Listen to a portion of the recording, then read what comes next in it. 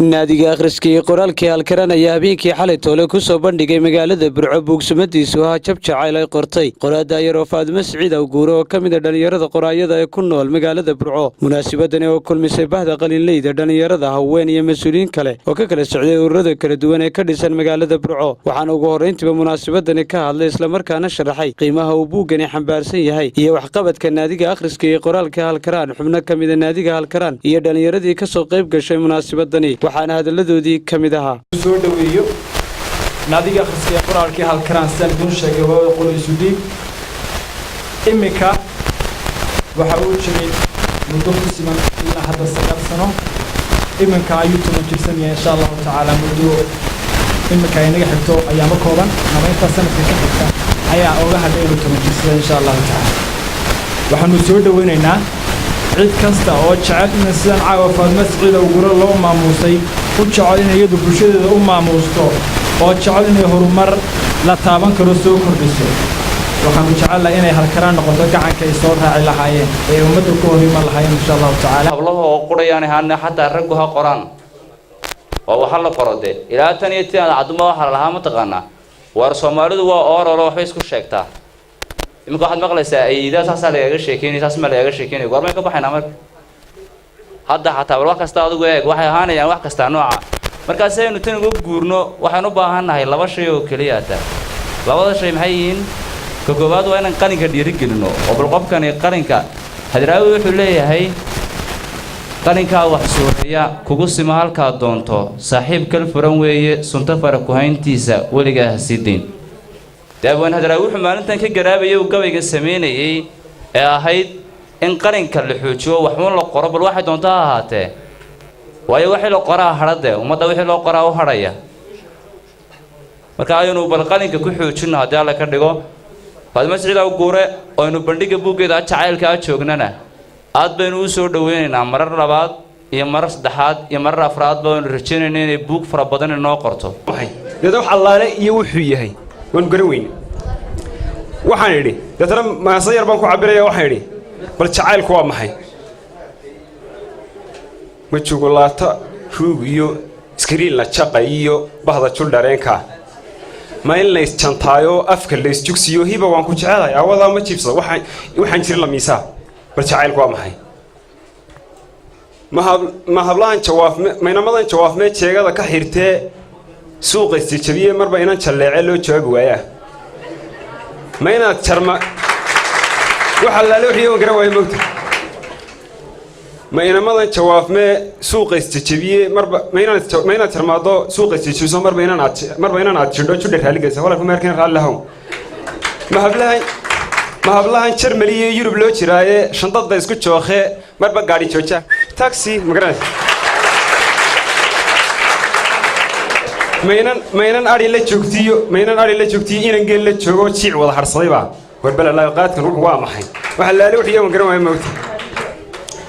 maynan ari la joogtiyo inaan geel la joogo jiic wada harsanaya horta marka jacaylku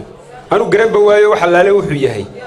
uu haddana way hayaayo saam garanaysayo deegan marna laakiin waxa la hoyihii inta badan jacaylku ku ribadee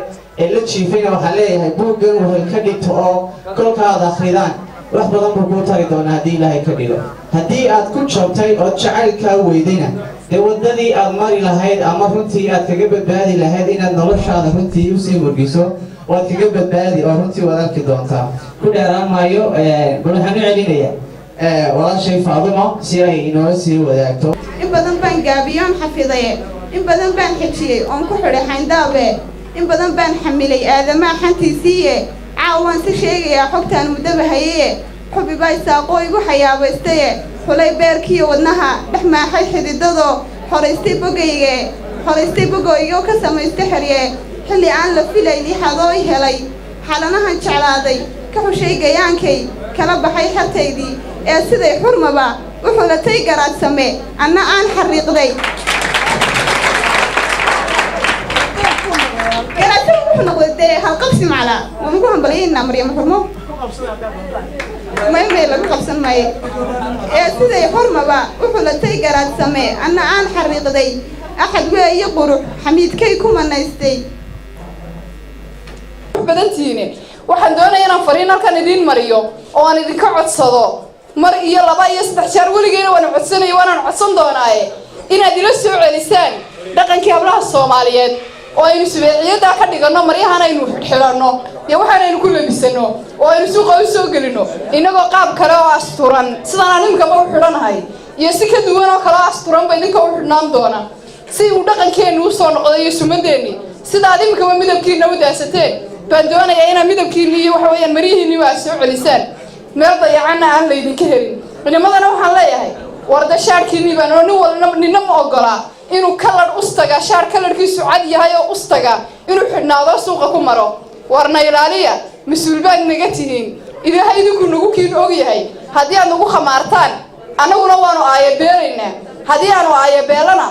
aayad dambe oo jiraya ma jiro ilaashada warshada ummadda warshada dadka soo saarta oo jirka dambe aadna waan idin salaamaynaa qaylo ayuu isku daray inanta magaceedu ku hadrayo waxay gaadhay heer inantii diidma ay qabto ayuu ima weydo marka lala hadlana ama isagii caydo ama maagto ama aflagaadayso ama tiraa annagu kuma rabnee nadaa mar ka mid ah wuxuu sheegay inuu gacmihiisa intuu sakiin ku jarjaray iyagoo dhiig ka daayo uu walaalayaag waxa dhiig burqanaya waa adiga dartaa war wayeelka naga tagna lagu uri inankii dhibaato badan ayuu maray wax isagii la balanbaliyay habeenada kamid ah markii uu inantii adigu dhibaatada soo dhatarkii jiifa sheegtay inanta walaasheed ayaa inantii intay u tagtay gurigoodii u tagtay soo bariday oo madashii keentay waa habkii ugu sheegay inantii markii loo keenay inankii waa ladnaaday inankii aduu wal xaasil inantii way iska tagaysaa aabiinka markaa nimanka qurbaa jira ayuu kamid ahaa ugu dambeyntiina waxaa ka hadashay munaasabadani qoraaga martida loo ahaa qoraa Faadimo Siciid Awguure oo sharaxaad waafiye ka bixisay sababaha keenay in waqti xaadirkan ay qalinka u qaadato buugani ay qortay kan Soomaaliya ka siiyo marka hore laba qof uu dhex maray buugu sheekada jabjacay marka hore jabjacay wax walba dhamaanaya malaay sheekada markii hore si isku macaaneen marayeen waxaan ahay galiyaan isku maqsad isku guudfulay wanima jacay ayaa la kala tagay adduunyada kala fogeysay laakiin waxa lagu kala tagay hadad wacanay weydo wadnuhu kaamu fogaanoogo waqtiga yaraaday muddo kadib baa adduunya si loogu talagalay wadnayaashu inay isku haystaan may noqonay waxay gaadhay